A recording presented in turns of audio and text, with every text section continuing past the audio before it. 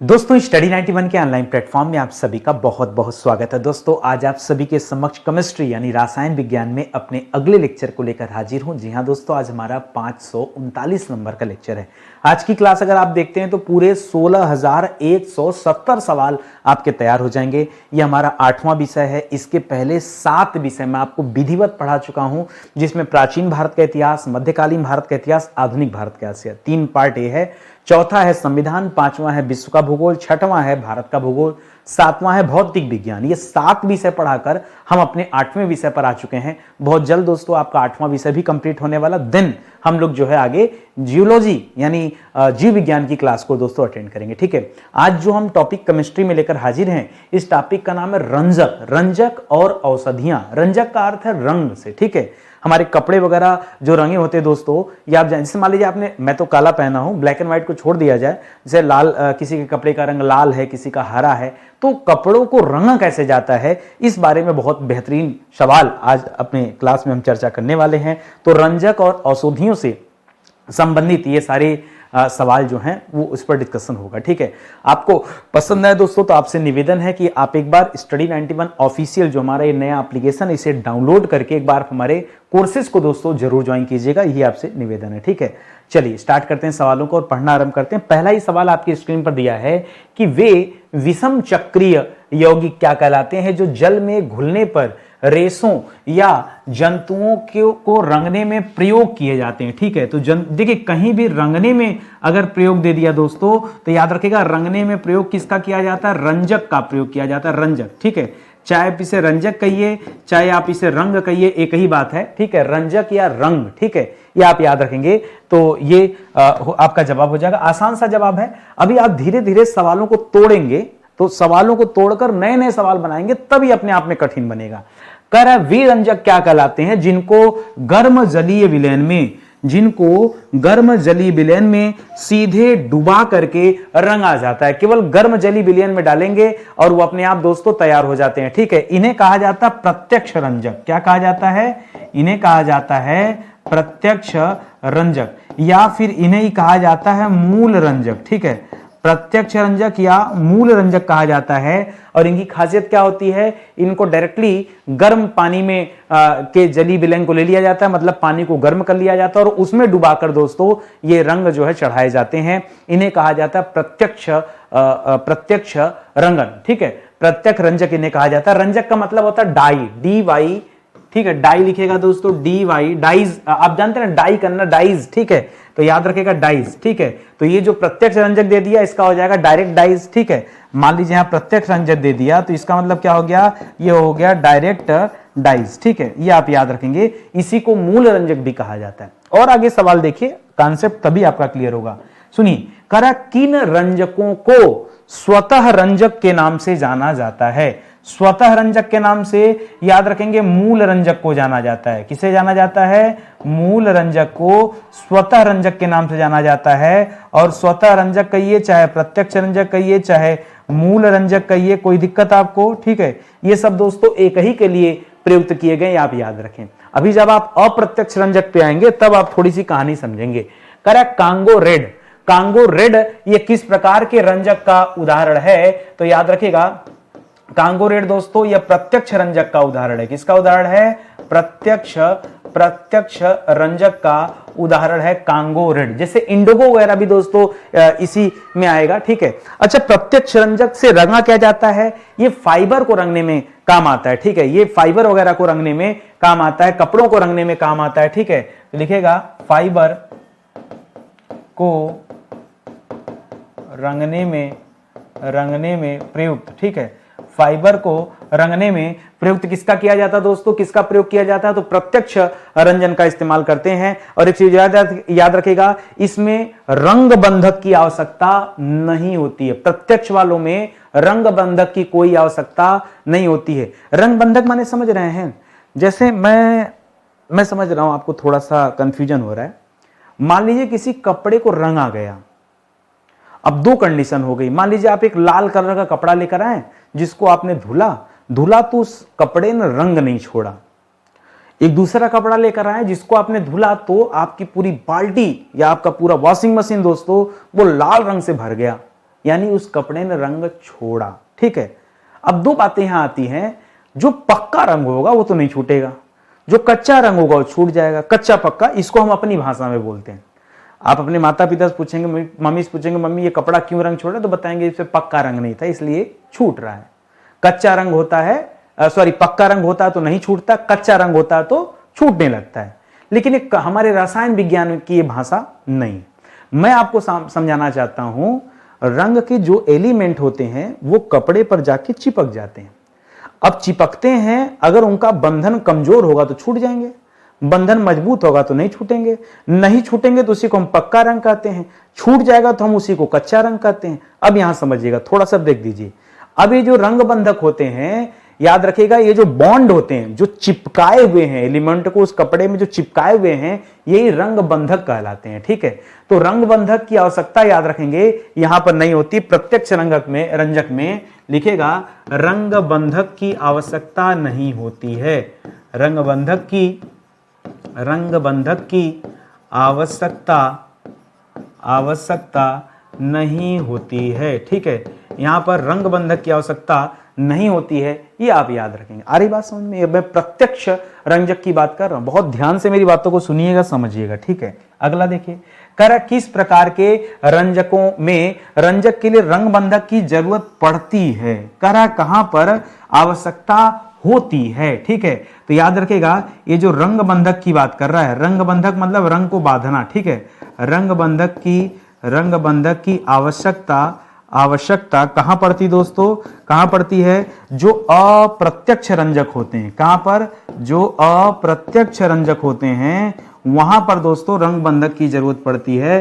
प्रत्यक्ष वाले में इसकी आवश्यकता नहीं पड़ती है। कोई दिक्कत आपको समझ में आ रहा है ना?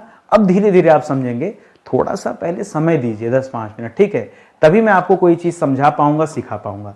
आगे सवाल देखिए, कह रहा अम्लीय रंजक के लिए किस रंग बंधक की जरूरत पड़ती है।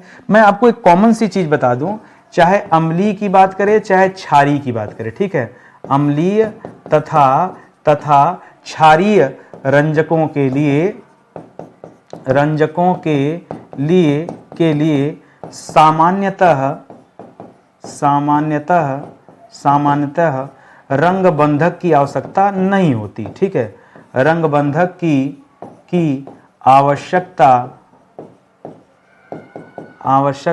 नहीं पड़ती है। ठीक है, सामान्यता दोस्तों नहीं पड़ती, लेकिन सामान्यता करने से काम नहीं चलने वाला। ठीक है, फिर भी आपके परीक्षा में दोस्तों ऑप्शन दे तो लिखिएगा धातु के हाइड्रोक्साइड। ठीक है, धातु के हाइड्रोक्साइड का इस्तेमाल दोस्तों यहां पर किया जाता है। जैसे एल्युमिनियम ले लिया गया या क्रोमियम ले लिया गया। ठीक है, इनके जो हाइड्रोक्साइड होते हैं उनका इस्तेमाल दोस्तों रंग बंधक के रूप में किया जाता है।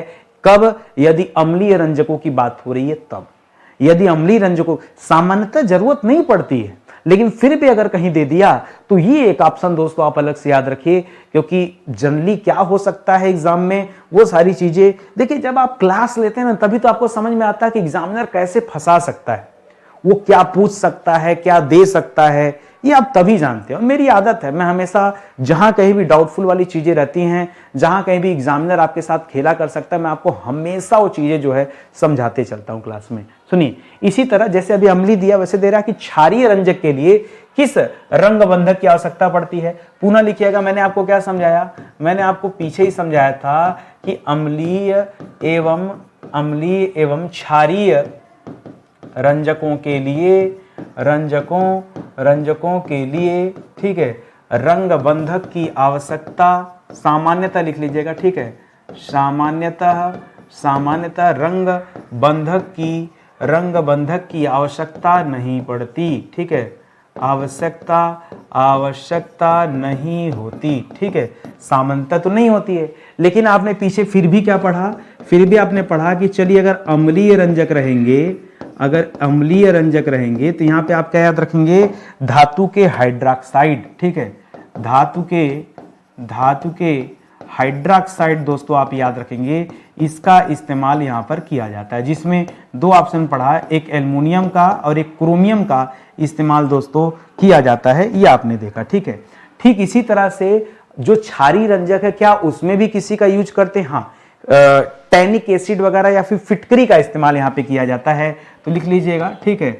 अगर क्षारीय रंजक की बात करें, अगर क्षारीय रंजक की बात करें तो इसमें किसका इस्तेमाल करते हैं? इसमें फिटकरी का इस्तेमाल करते हैं, प्लस दोस्तों टैनिक एसिड का इस्तेमाल करते हैं। किसका? टैनिक एसिड वगैरह का इस्तेमाल रंजकों के रूप में किया जाता है। कब? जब क्षारीय रंजकों की बात आ रही है तब इनका इस्तेमाल रंग बंधक के रूप में दोस्तों किया जाता है, ये आप याद रखेंगे, ठीक है। कुल मिला जुला के समझिए कि क्वेश्चन कैसे तोड़ मरोड़ कर आपके सामने ये प्रेजेंट किया जा रहा है। कह रहा है कौन से कार्बनिक यौगिक रेशों को स्थिर रूप से रंग देते हैं जिस पर धुलाई का कोई प्रभाव नहीं पड़ता, यानी एक बार उस पर रंग लग गया तो लग गया, चाहे उसकी 100 धुलाई करिए उससे इस पर कोई प्रभाव नहीं पड़ने वाला है। तो अस्थाई, एक तरह से स्थिर रूप का मतलब क्या हो गया? अस्थाई रंग बंधक, ठीक है। अस्थाई रंग बंधक के रूप में किसका प्रयोग किया जाता है दोस्तों? इसे कहा जाता है व्हाइट रंजक। क्या कहा जाता है? व्हाइट रंजक कहा जाता है दोस्तों। व्हाइट रंजक में इतना जबरदस्त रंग दोस्तों चढ़ जाता है कपड़ों पर कि चाहे उसके आप कितनी भी धुलाई कर लो वो तनिक भी दोस्तों कलर छोड़ने वाले नहीं होते, तनिक भी दोस्तों वहां पर रंग का कोई भी अवयव अलग नहीं होगा। ये व्हाइट रंजक की खासियत होती है, एकदम स्थिर हो जाते हैं जाकर के, ये आप याद रखेंगे, ठीक है। और आगे बढ़िए, करा वे रंजक क्या कहलाते हैं जिन्हें केवल रंगते समय ही तंतु पर उत्पन्न किया जाता है? जब रंगते हैं उसी समय दोस्तों तंतुओं पर इन्हें पैदा किया जाता है, इन्हें कहा जाता है अंतर्जनित रंजक। क्या कहते हैं दोस्तों? इन्हें कहा जाता है अंतर्जनित, ठीक है, अंतर्जनित रंजक, ठीक है।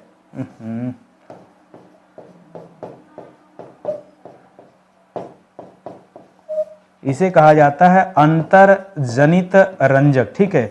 इन्हें ध्यान देंगे रंगते समय ही तंतु पर उत्पन्न किया जाता, पहले से बना के नहीं रखा जाता है, ठीक है। इसके कहने का मतलब ये है जब रंगना होता तुरंत पैदा किया जाता और तुरंत दोस्तों इनको चढ़ा दिया जाता है। खास करके इनका उपयोग कहाँ किया जाता है? सूती कपड़ों को रंगने के लिए, ठीक है। इनका उपयोग कहाँ होता है? लिखिएगा, सूती कपड़ों को रंगने हेतु, सूती कपड़ों को रंगने हेतु इनका इस्तेमाल किया जाता है। मैं किसकी बात कर रहा हूं? मैं बात कर रहा हूं अंतर्जनित रंजक की, इसे भी आप ध्यान में रखेंगे, ठीक है। करा पैरा रेड, आपने नहीं सुना होगा, इंग्लिश में पैरा रेड बोलते हैं, पैरा की जगह पैरा लिखेगा, ठीक है। पैरा रेड, पैरा रेड पीछे दोस्तों आपने कांगो रेड पढ़ा था, आपको याद होगा, पीछे अभी दिखा दे रहा हूं आपको, पीछे आपने कांगो रेड पढ़ा था और कांगो रेड को आपने क्या पढ़ा था कि यह किसका उदाहरण है? यह प्रत्यक्ष रंजक या मूल रंजक का उदाहरण है, प्रत्यक्ष रंजक या मूल रंजक का उदाहरण था। ऐसा दोस्तों आपने कांगो रेड के बारे में पढ़ा था और अभी पैरा रेड दे रहा है। कह रहा पैरा रेड एक किस प्रकार का रंजक है? ये अंतर्जनित रंजक के अंतर्गत आता है, तो इसको लिख लीजिएगा, ठीक है। यह किसके अंतर्गत आता है दोस्तों? यह अंतर्जनित रंजक के अंतर्गत आता है और इससे दोस्तों किसकी रंगाई की जाती है? सेलुलोज कपड़ों की, ठीक है, सेलुलोज, ठीक है। सेलुलोज का नाम सुना होगा ना, सेलुलोज निर्मित कपड़े जो होते हैं दोस्तों उनको रंगने के लिए, ठीक है। सेलुलोज से निर्मित कपड़ों को रंगने हेतु, निर्मित कपड़ों को रंगने हेतु किसका इस्तेमाल किया जाता है? अंतर्जनित रंगों का इस्तेमाल किया जाता है। एक तरह से आप ध्यान दीजिए, जितने भी प्राकृतिक चीजें उनको रंगने के लिए, चाहे सूती कपड़ा हो, चाहे सेलुलोज निर्मित कपड़ा, ये सब प्राकृतिक वाले के उदाहरण हैं, ठीक है। प्राकृतिक बहुलक में आप इन्हें पढ़े थे, ठीक है। तो याद रखिएगा, इस तरह से आप इसे तोड़ जोड़ कर समझिएगा, ठीक है। अगला दे रहा, वे रंजक क्या कहलाते हैं जो जल में अविलेय होते हैं? बहुत बढ़िया सवाल, क्या दे दिया?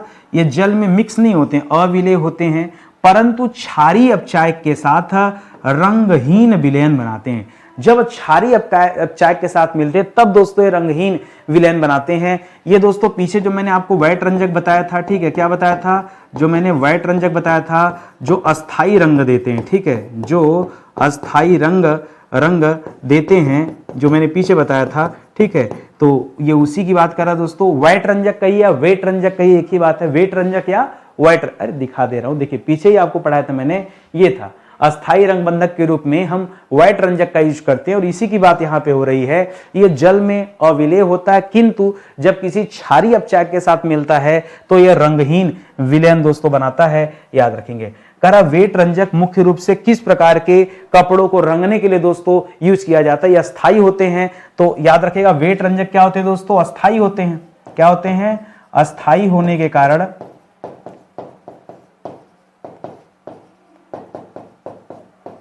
सूती कपड़ों को रंगा जाता है, ठीक है।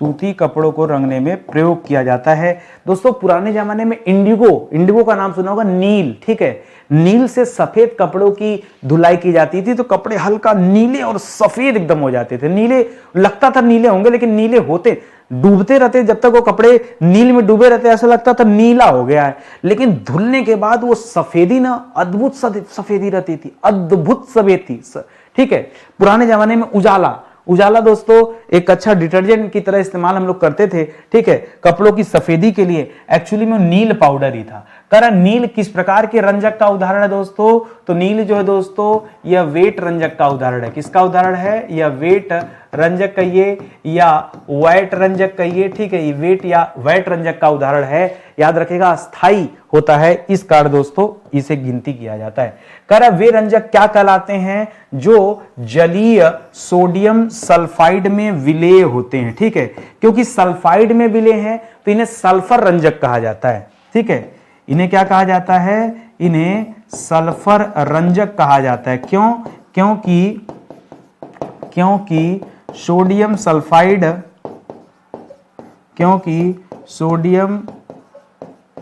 सल्फाइड में विलेय होते हैं, ठीक है। इसी कारण दोस्तों इनका नाम भी क्या रख दिया गया है? इनका नाम सल्फर रंजक दोस्तों रख दिया गया है। और ये किसके लिए यूज होते हैं? तो कॉटन और मिश्रित कपड़ों को रंगने के लिए, ठीक है। लिखेगा ये किसके लिए यूज होते हैं? तो कॉटन यानी सूती हो गया, ठीक है, कॉटन और मिश्रित कपड़े, ठीक है, जिसमें मिक्स वाले जो होते हैं, ठीक है, मिश्रित कपड़ों को रंगने हेतु, ठीक है, रंगने हेतु दोस्तों ये सल्फर रंजक का इस्तेमाल किया जाता है। ये भी आप ध्यान में रखेंगे। मिक्स मतलब जैसे सूती और कुछ और मिक्स कर दिया गया, जैसे पॉलिस्टर हो गया, कॉटन के साथ दोस्तों किसी दूसरे एलिमेंट्स को मिक्स करके भी कपड़े तैयार किए जाते हैं। वे पदार्थ क्या कहलाते हैं? जो कुछ शारीरिक क्रियाओं पर असामान्य प्रभाव डालते हैं। क्या? सामान्य नहीं, असामान्य प्रभाव डालते हैं। तो शारीरिक क्रिया पर असामान्य प्रभाव कौन डालता है? जहर या फिर विषाक्त, ठीक है, जहर या फिर विषाक्त या फिर औषधियां, ठीक है, औषधियां, तीनों ध्यान दीजिएगा। पता नहीं आपके एग्जाम में क्या ऑप्शन मिलने वाला है, ठीक है। अरे सीधे सीधे पूछ रहा है कि वे पदार्थ क्या कहलाते हैं जो हमारे शरीर की क्रियाओं पर क्या डालते? असामान्य प्रभाव। आप कहेंगे सर औषधि कैसे? मान लीजिए शरीर को सूना कर दिया तो ये प्रभाव सामान्य तो है नहीं, ये असामान्य प्रभाव है, ठीक है। बाकी जहर तो आप समझ ही रहे होंगे, बहुत एक्सप्लेन करने की आवश्यकता नहीं। जहर, विषाक्त पदार्थ, ठीक है, तो इसमें से कुछ भी हो सकते हैं, तो इन्हें आप ध्यान में रखेंगे, ठीक है। ध्यान दीजिएगा, अब तक हमने आपको 7 विषय पढ़ाए, ये हमारा 8वां विषय है। मैं बार बार आपसे कह रहा हूं, यदि विधिवत पढ़ना चाहते हैं और डिटेल में पढ़ना चाहते हैं, ऐसे कि एक एक सब्जेक्ट आपका कवर हो जाए, तो आप स्टडी 91 के साथ जुड़िए। इन सब की प्लेलिस्ट आपको चैनल पे मिल जाएगी, आप जाके क्लास देख सकते हैं, ठीक है। 15,000 तो यहाँ लिखा हुआ है, आप भली भांति जानते हैं कि 15,000 नहीं, हम लोग तो 16,000 से ज्यादा क्वेश्चन कवर कर चुके हैं। आज ही की क्लास ले लीजिए तो आज 16,170 सवाल दोस्तों हमारे कवर हो रहे हैं। यहाँ तो कम लिखा हुआ है, ठीक है, हम लोग कवर कर रहे हैं 16,170 प्रश्न अपनी क्लास में। और ये जो लिखा दोस्तों 500, हम लोग इसको भी पीछे कर चुके हैं। हम लोग आ चुके हैं 539 नंबर के लेक्चर पर, हाँ है कि नहीं? 539 नंबर का लेक्चर, तो 39 नंबर और आगे बढ़ चुके हैं, ठीक है। तो आप साथ में आइए और अच्छे स्टडी करिए। हर एक सरकारी परीक्षाओं के लिए वाली क्लास बहुत इंपॉर्टेंट है, बस आप पढ़ना शुरू कर दीजिए, ठीक है। चलिए सवाल सुनिए। एग्जाम में सवाल आता है कि कौन सी औषधियां शरीर के उच्च ताप को, ठीक है, शरीर का उच्च ताप मतलब जान लीजिए अत्यधिक बुखार है, ठीक है। उच्च ताप का मतलब क्या है?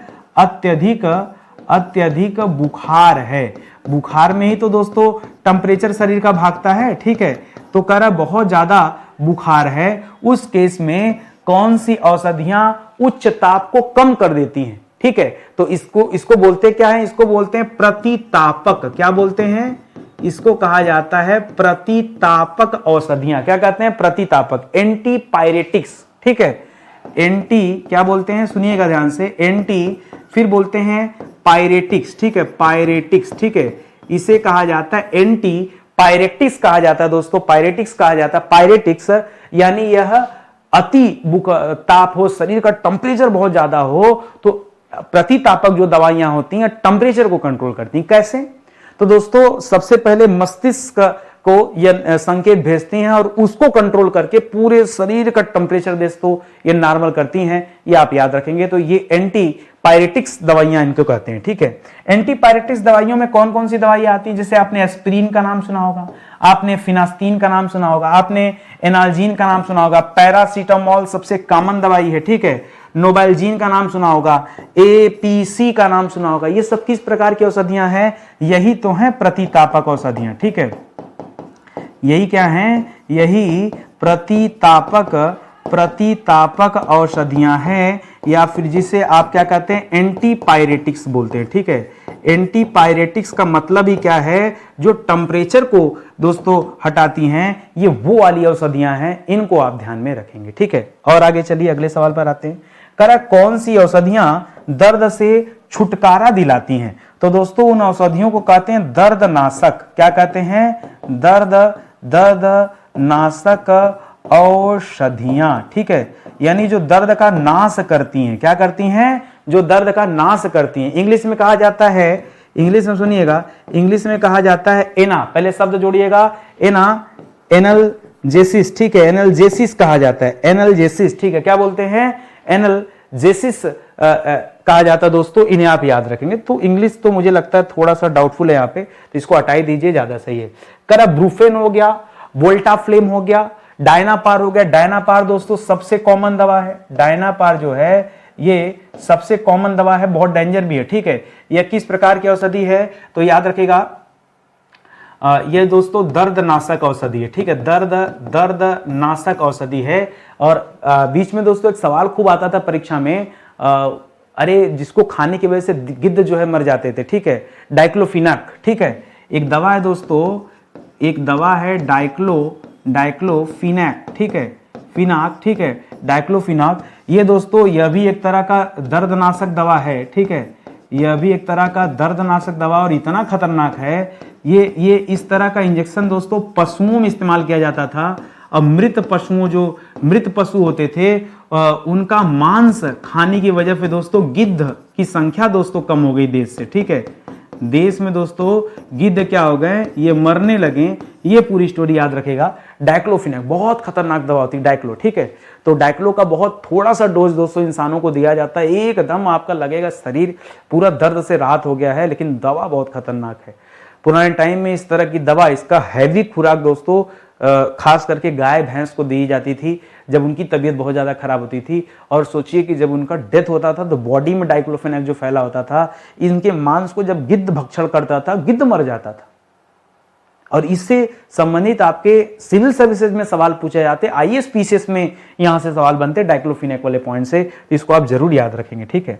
और आगे बढ़िए, करा कौन सी औषधियां केंद्रीय तंत्रिका तंत्र पर प्रभाव डालती हैं, यानी जो हमारा सेंट्रल नर्वस सिस्टम है, तंत्रिका तंत्र का मतलब क्या हो गया, नर्वस सिस्टम, ठीक है, जो हमारा नर्वस सिस्टम है, ठीक है, कर उस पर प्रभाव डालती हैं, और साथ ही साथ चिंता एवं तनाव यानी टेंशन को दूर करती हैं। गजब की बात है, ऐसी दवा जिसको खाने से चिंता और टेंशन दोस्तों दूर हो जाएगी, ऐसी भी दवा बन गई क्या, आप शांत हो जाएंगे। इसीलिए तो इसे कहते हैं प्रशांतक। क्या कहते हैं, इस दवा को कहते हैं प्रशांतक औषधि, ऐसे इसे कहा जाता है ट्रैंक्विलाइजर, ठीक है। क्या बोलते हैं, पहले लिखेगा ठीक है, ट्र के बाद दोस्तों लिखेगा क्वी, फिर लिखेगा लाइजर, ठीक है, ट्रैंक्विलाइजर्स कहा जाता है दोस्तों इसे, ये आप याद रखेंगे, ठीक है, ट्रैंक्विलाइजर्स, ठीक है। ये प्रशांतक होते हैं, सेंट्रल नर्वस सिस्टम जो हमारा दोस्तों उस पे इंपैक्ट डालते हैं और चिंता और तनाव से मुक्ति दिलाते हैं, याद रखेंगे।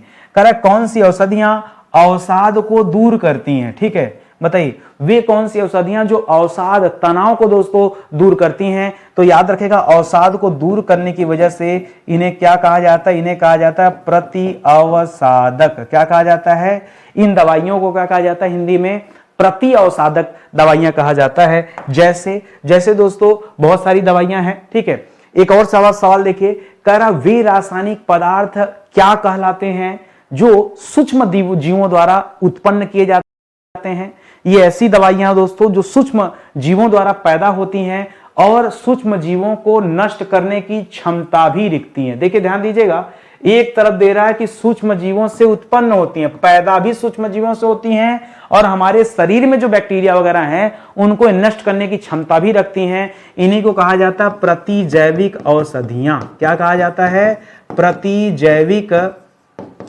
प्रतिजैविक औषधियां, जिन्हें जो बहुत पॉपुलर है दोस्तों प्रतिजैविक औषधियां, और इनको आप इंग्लिश में कहते हैं एंटीबायोटिक्स, ठीक है। इनको आप क्या बोलते हैं? इनको आप कहते हैं एंटीबायोटिक्स, ठीक है, एंटीबायोटिक्स कहते हैं। ये आप याद रखेंगे। ये क्या है? ये बैक्टीरिया वगैरह से बनती हैं, बैक्टीरिया, कवक, इन सब से बनती हैं और हमारे शरीर के अंदर जो अति सूक्ष्म जीव होते हैं, ठीक है, किसी वजह से पनप गए होते हैं, उनको मारने का भी काम करती हैं, ठीक है। तो एक तरफ दोस्तों सूक्ष्म जीवों से उत्पन्न हो रही है, दूसरी तरफ सूक्ष्म जीवों को मार रही है। एंटीबायोटिक्स दवाइयां हैं ये। डॉक्टर दोस्तों आपके दवाइयों में एंटीबायोटिक्स दवाइयां खूब चलाते होंगे ना, तो आप सुने होंगे, लेकिन ये सवाल उससे कनेक्टेड है, ये आपको नहीं पता होगा, आज पता चल गया होगा।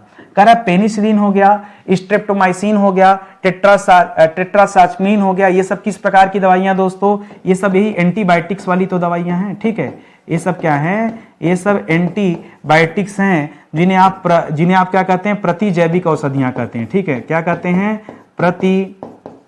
जैविक औषधियां आप कहते हैं। ये वही वाली दोस्तों दवाइयां हैं, इनको दोस्तों आप जरूर जो है ध्यान में रखेंगे, ठीक है। चलिए और आगे चलते हैं। अगला सवाल दे रहा है कि कौन सी औषधियां मलेरिया को खत्म करने के लिए उपयोग की जाती हैं? वे कौन सी औषधियां हैं जो मलेरिया को खत्म करती हैं दोस्तों? इन्हें मलेरिया नाशी कहा जाता है। खास करके कुनैन का नाम सुना होगा। कुनैन सिनकोना की छाल से मिलती है, ये आप याद रखेंगे, और ये मलेरिया नाशक औषधियां हैं, ठीक है। मलेरिया नाशक औषधियां, ठीक है। और याद रखेगा दोस्तों यह प्राप्त की जाती कुनैन से, और कुनैन मिलता कहां से? सिनकोना। सिनकोना क्या है दोस्तों? एक वृक्ष है, ठीक है। सिनकोना वृक्ष की छाल से प्राप्त, ठीक है। जो कुनैन है दोस्तों, ये कुनैन का प्रयोग हम मलेरिया नाशी दवा के रूप में दोस्तों करते हैं, यह भी आप ध्यान में रखेंगे। कह रहा मलेरिया नाशक औषधियों के उदाहरण कौन कौन से हैं दोस्तों? तो सबसे अच्छा उदाहरण मैंने आपको कुनैन दे दिया, ब्रैकेट में ये सिनकोना शब्द दोस्तों ऐसे नोट कर लीजिए, नहीं परीक्षा में ये भी आ जाता है, ठीक है। इसके अलावा प्लाज्मोक्विनिन याद रखिएगा, ठीक है। प्लाज्मोक्विनिन, ठीक है। प्लाज्मोक्विनिन शब्द याद रखेगा। क्विनिडाइन शब्द याद रखेगा। क्या याद रखेंगे? क्विनिडाइन, ठीक है। क्विनिडाइन आदि। देखिए मैं कोई डॉक्टर तो हूं नहीं कि मैं आपको ढेर सारी दवाइयां बताऊं, ठीक है, वरना दोस्तों कल को सरकार भी पूछ सकती कि भैया ऐसे कैसे आपने पढ़ा दिया। तो कुछ सामान्य जो दवाइयां हैं उनकी चर्चाएं अपनी क्लास में कर लेते हैं, और उतनी जानकारी आपको बेसिक होनी चाहिए क्योंकि यहां से सवाल बनते रहते हैं। वे रासायनिक पदार्थ क्या कहलाते हैं जो फसल के लिए, ध्यान दीजिएगा, जो फसल के लिए हानिकारक कीटों, ठीक है, हानिकारक कीटों को नष्ट कर देते हैं। क्योंकि ये कीटों को नष्ट करते हैं इसलिए दोस्तों इसे कहते हैं कीटनाशक। क्या कहते हैं इसे? क्या कहते हैं? कीटनाशक या कीटनाशी, एक ही बात है। ये फसलों में जो लगते हैं कीड़े, उनको नष्ट करने के लिए दोस्तों जिम्मेदार होते हैं। इसको पेस्टिसाइड्स बोलते हैं। क्या बोलते हैं इनको इंग्लिश में? इनको इंग्लिश में बोलते हैं पेस्टिसाइड्स। क्या बोलते हैं? पेस्टिसाइड्स बोलते हैं, कीटनाशक कहा जाता है। ये आप याद रखेंगे, ठीक है। और आगे बढ़िए। कौन से रासायनिक पदार्थ कीड़ों को मारने में प्रयुक्त होते हैं? वे रासायनिक पदार्थ बताइए जिनका इस्तेमाल कीड़ों को मारने में दोस्तों किया जाता है। तो दोस्तों बहुत सारे हैं। इनको वैसे तो कहा जाता है कृमिनाशक। क्या कहा जाता है? कृमिनाशक। कृमिनाशक मतलब वही कीटनाशक, कुछ और नहीं दे दिया। मान लीजिए परीक्षा में कभी कृमिनाशक दे दे, अरे कृमि कीट का ही पर्यायवाची याद रखेगा, ठीक है। अच्छा, किसका इस्तेमाल करते हैं दोस्तों? जैसे पाइरेथ्रीन का इस्तेमाल करते हैं, ठीक है, पाइरेथ्रीन, जैसे गमक्सीन, गैमेक्सीन वैसे बोलते हैं, गैमेक्सीन, ठीक है, जैसे गैमेक्सीन का इस्तेमाल करते हैं। आपके घर में गेहूं चावल वगैरह में गैमेक्सीन का इस्तेमाल किया जाता होगा, उसके अंदर जो जू होते हैं, घून, ठीक है, उसको मारने के लिए दोस्तों गैमेक्सीन वगैरह का यूज करते हैं, ठीक है। इसी तरह से एड्रीन होता है, ठीक है, एड्रीन, ठीक है, एड्रीन, ठीक है, ये सब आप याद रखेंगे तो ये सब आपके लिए इंपॉर्टेंट हो जाएगा, ठीक है। इसी तरह नेफ्थलीन जानते हैं ना, बाथरूम वगैरह में देखते होंगे तो नेफ्थलीन की गोली रखी होती है, ये नेफ्थलीन भी बड़ी कारगर होती है, ठीक है, नेफ्थलीन की गोली, ठीक है, नेफ्थलीन की गोली से दोस्तों तीक्ष्ण गंध निकलती है, ठीक है, तीक्ष्ण गंध निकलती है और इससे दोस्तों कीड़े दूर भागते हैं, ठीक है, इससे क्या होते हैं, कीड़े दूर भागते हैं, यह भी दोस्तों याद रखेंगे, ठीक है। बहुत अच्छा सवाल है। जो नेफ्थलीन की गोली होती है, खास करके बाथरूम वगैरह में आप देखते होंगे नेफ्थलीन की गोली, ठीक है, उसको रख दीजिए तो उससे भी कीड़े दूर चले जाते हैं। बाकी गैमेक्सीन वगैरह, पाइरेथ्रीन और एथ्रीन वगैरह का इस्तेमाल दोस्तों कीटनाशी या कृमिनाशक के रूप में किया जाता है, यह आप याद रखेंगे। करेक्ट, गैमेक्सीन, कोलरेडेन, एड्रीन, ये सब क्या है दोस्तों? तो ये सब अभी मैंने आपको बताया था दोस्तों, कीटनाशी, ठीक है, चाहे आप इन्हें कीटनाशी कहिए, चाहे आप इन्हें दोस्तों कृमिनाशी कहिए, ठीक है, कीटनाशी या कृमिनाशी, ठीक है, आप जान ही रहे हैं। चलिए और आगे बढ़ते हैं। करेक्ट, कौन से रासायनिक पदार्थ फसल के लिए हानिकारक खरपतवारों को दोस्तों नष्ट करते हैं, ठीक है। कभी कभी दोस्तों फालतू के फसलों में दोस्तों बहुत सारे खरपतवार पैदा हो जाते हैं, तो दोस्तों खरपतवार को नष्ट किया जाता है खरपतवार नाशी से, ठीक है, खरपतवार नाशी, ठीक है। खरपतवार नाशी ऐसे रासायनिक होते हैं, मतलब एलिमेंट होते हैं, एलिमेंट मत कहिए, ऐसे रासायनिक पदार्थ होते हैं कि दोस्तों इनको खेतों में छिड़क देने से जितने भी बेकार टाइप की खरपतवार पैदा होते हैं वो नष्ट हो जाते हैं इनके छिड़काव से। जैसे इसमें किसका नाम आता है, जैसे 2 डाइक्लोरोफिनॉक्सी एसिटिक अम्ल, इसमें 2 और 4 2 मॉडल आते हैं, ठीक है, 2 या 4, इसी तरह से 2, 4, 5 ट्राइक्लोरोफिनावरी एसिटिक अम्ल, ये सबसे क्या एक तरह के खरपतवार नाशी दोस्तों, खरपतवार नाशी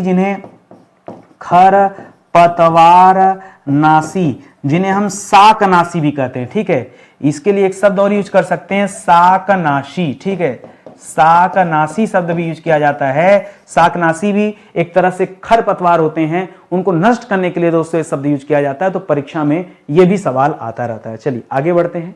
30 सवाल पूरा हो गया, तो बड़ा रफ्तार में पूरा हो भाई, कुछ था क्या आज?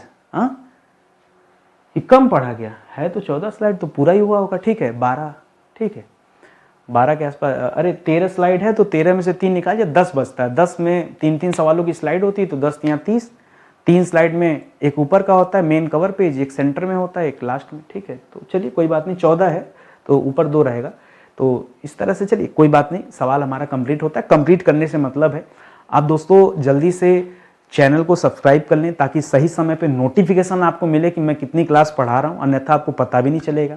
एक काम। दूसरा काम दोस्तों, आप हमारा प्ले स्टोर से एप्लीकेशन डाउनलोड कर लीजिए, बहुत अच्छी क्लासेस पर चल रही हैं और जितने कम फीस में अब हमने क्लासेस स्टार्ट किया है, अब लोगों से कंपटीशन हो गया हमारा, ठीक है। तो जल्दी से आइए क्लास ज्वाइन कीजिए, क्योंकि इससे कम फीस में आपके यहाँ लोग ट्यूशन नहीं पढ़ाते अपने आप, चाहे गाँव में पढ़ते हो चाहे शहर से बिलोंग करते हो, आप पता कर लो मिनिमम फीस कितने रुपए, 100 रुपए से नीचे कोई पढ़ाता नहीं हमारे यहाँ। 100 रुपए से नीचे का कोर्स है, मंथली बात कर रहा हूँ। कोई भी कोर्स उठाएंगे 100 रुपए महीना उसका दाम नहीं है। ये सारे जितने कोर्स हैं किसी का दाम 100 रुपए महीने नहीं है, ठीक है। आप कैलकुलेट कर लीजिएगा, उसके बाद दोस्तों आप कॉल कर लीजिए ना, तो कॉल कर लीजिए, हम समझा दे रहे हैं आपको, ठीक है। तो आइए जुड़िए, अच्छे से तैयारी कीजिए, ये आपसे निवेदन है। बाकी ई बुक या पीडीएफ संबंधी अगर किसी को कोई चीज़ चाहिए तो दोस्तों वैदिकी एक नया एप्लीकेशन दोस्तों, इसे आप डाउनलोड कर लीजिए, ठीक है। वैदिकी ऐप डाउनलोड कर लीजिए या फिर दोस्तों कॉल कर लीजिए 9026156165 पर। इस पर दोस्तों ई बुक से संबंधित आपको हर एक इंक्वायरी करनी होगी, वो सब दोस्तों यहीं से आपको मिलेगा, तो ले सकते हैं। इस क्लास का भी दोस्तों नोट्स वगैरह अगर आपको चाहिए तो आप यहाँ से संपर्क कर सकते हैं, ठीक है। मिलते हैं अगले लेक्चर में, तब तक के लिए बहुत बहुत धन्यवाद आप सभी का। जय हिंद, जय Bharat, thank you so much.